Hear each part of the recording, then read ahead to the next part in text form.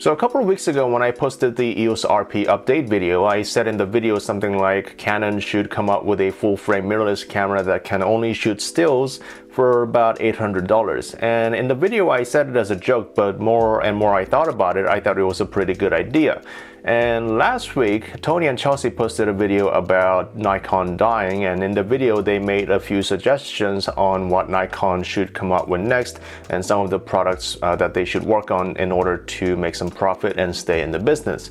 So that gave me an idea, and I thought I should make this video about what Canon should do and what cameras Canon should make in 2020. And I'm not just talking about cameras that I know they're already working on, like the 1DX Mark III or the EOS R with high resolution sensor and in-body stabilization. And these are not necessarily the cameras that I want from Canon for myself. I mean, some of them are, but I think these cameras are what I think will sell really well in the near future. Because let's be honest, like Nikon, Canon's been doing some really stupid stuff every now and then when they really should have been focusing their resources on the cameras that actually mattered. And they keep coming out with these products that no one's gonna care and no one's gonna buy in hopes of bringing more people into photography. Because nowadays, professional photography or professional cameras or any sort of cameras, it's a pretty small market. I mean, we may not realize it, especially for those of you who are watching a video like this, because this is all we care about. But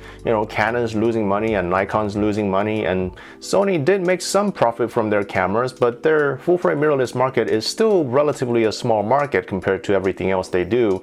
And most of their profit comes from their smartphone sensor sales, not their cameras. So I thought it'd be fun to make a video like this and make some suggestions to companies like Canon. I'm sure they're not watching, but you know, to at least start a conversation, and instead of just waiting and speculating what they're coming out with next, maybe we can play a part in that. So here's my list of 5 cameras that I think Canon should make in 2020, and you guys tell me whether or not you think it's a good idea. The first camera on the list, I'm calling it the EOS RC. Any idea what the C stands for?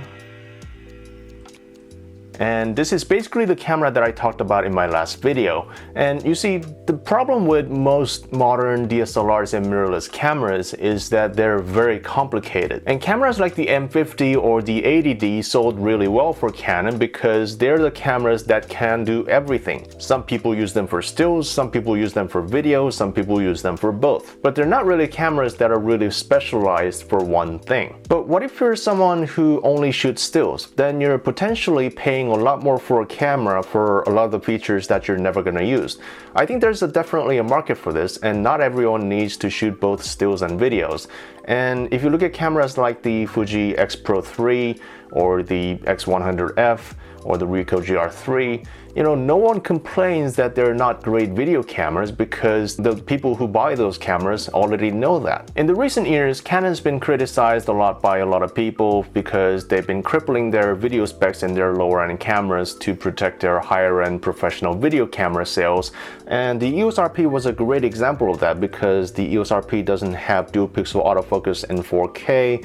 It didn't have 24p in 1080 when it was first launched. But instead of just cramming in features that no one's going to use for marketing's sake, what if they made a camera that was simpler and cheaper that could only shoot stills? And some people might say that video is just the software in most modern cameras and it's not going to save them that much money. But if you really think about it, there's some good arguments here, because without video, you know, you don't need the microphone jack, you don't need the headphone jack, HDMI, you don't need that.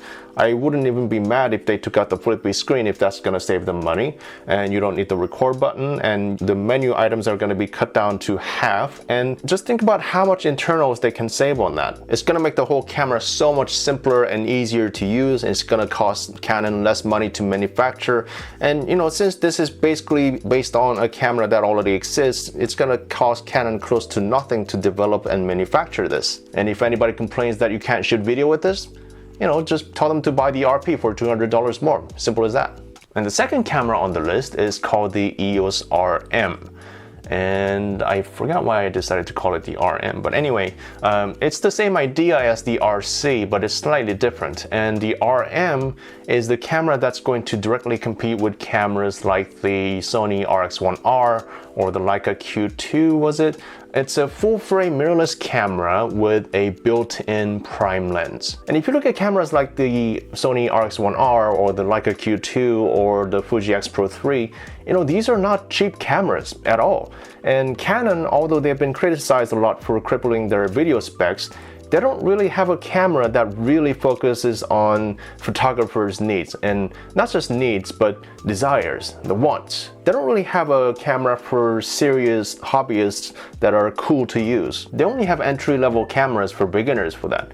So if Canon could come out with a full-frame mirrorless camera with a built-in prime lens for more serious shooters, and made it look like this, perhaps. This is the Canon A1. This is a film camera. So if they just bring back this kind of design language, and because the lens will be built in, it doesn't have to look like an RF mount lens, and really went after those Fuji and Leica shooters and priced this at around $1,500, I think they have a pretty good chance. And because this is a full-frame camera, unlike the X100F or the X Pro 3, they could probably price this even higher, but this is a slightly more risky market than the RC, so I'm a little more careful with that, but I'm sure they can still make a lot of profit by doing this. So let me know what you guys think about that. And the third camera on the list is the EOS RS. And the RS is basically Canon's version of what the A7S III might be. So Canon really revolutionized the video making with DSLR back in 2008 with the 5D Mark II,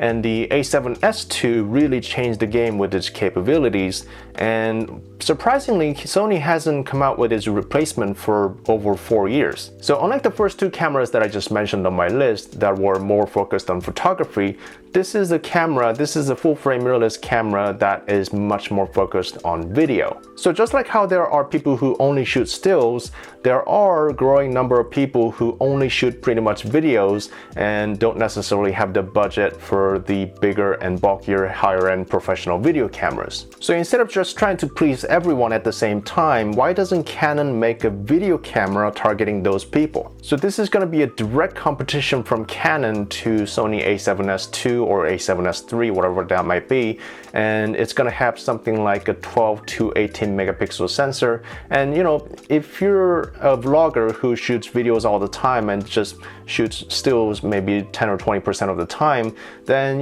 12 to 18 megapixels is plenty because most of your photos are going to be used online anyway. So if they just really focus this camera on its low light capabilities and its 4K, and with cameras like the 90D or the M6 Mark II, Canon's already proved that they can do uncropped 4K on a 32 megapixel sensor, so I'm sure they're not going to have any problem making a 4K camera with a 12 megapixel sensor. And we all know that Canon's already working on the in-body stabilization for their next RF mount camera, so might as well throw that in too. And just to kind of keep our expectations reasonably low, even if it doesn't quite match the image quality of the A7S III, but nowadays you don't buy a Canon camera for image quality, you buy Canon because of their ergonomics and ease of use and the body design, and also of course the amazing video autofocus. So if you're a vlogger who enjoys that kinds of things on a Canon camera, also of course with the flip out touchscreen, imagine having that on such a capable video camera like the A7S II. This could really be a game changer for Canon if they could especially price this lower than what A7S III might be. I think when A7S II came out, it was around $2,800, somewhere around there. And if they could price it somewhere in the low $2,000 range like the EOS R was, I think this could really have a chance against the A7S III. And the fourth camera on the list is a camera that you're actually already familiar with. I'm calling it the 5D Classic 15th Anniversary Edition. And as we all know, that the 5D Mark I is still one of my favorite cameras of all time. I love the simplicity of the camera, its body design. This is a professional stills camera that is so easy to use with the body design of a DSLR, not just any DSLRs, but a 5D. And if Canon could bring this back, it doesn't even have to be a 5D, it doesn't even have to be the 5D 15th Anniversary Edition or whatever. If they could just come out with a new DSLR full frame camera that is this fun, easy, and simple to use with some updated internals, I think a lot of people will buy it, and I myself would totally buy it. This is actually my fourth 5D Mark I. I bought this from eBay for about $300, And Polaroid has been doing something really cool. They've been buying back their cameras and they've been refurbishing them to sell them on their website. And I don't think Canon could make a lot of money by doing that with this camera, and I don't think the 5D has reached the same level of coolness as Polaroid's, but I think something like this could be really interesting. And last but not least, the fifth camera on my list is M55. And keep in mind, this is not M50 Mark II. This, similar to the EOS RS, this is a 12 megapixel 4K vlogging machine with IBIS, and the M50 is a very popular camera for vloggers because it has the flip-out touchscreen with great video autofocus. It's a camera that can do everything. It's so small and light, but it doesn't have in-body stabilization, and it doesn't have a lot of options for wide-angle lenses with wide apertures. So I think Canon could play this out in two different ways. One is to come out with a camera with a built-in wide-angle prime lens, something like a 24mm equivalent with 1.4 or even 1.8 or 2.0 might be fine if that could bring the price down.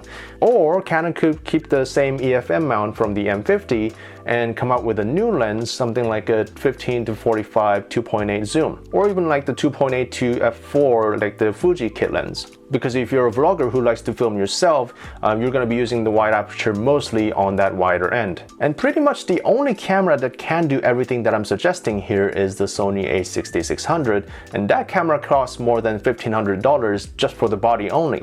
So if Canon could price this camera under, I don't know, $900, I think this could be a pretty interesting competition. So what do you guys think? Do you think you'd be interested in buying any of the cameras on the list today? Or do you think these are all stupid? Or do you think I've forgotten something? Let me know in the comments, and thank you for watching, and I will see you next time. Bye bye.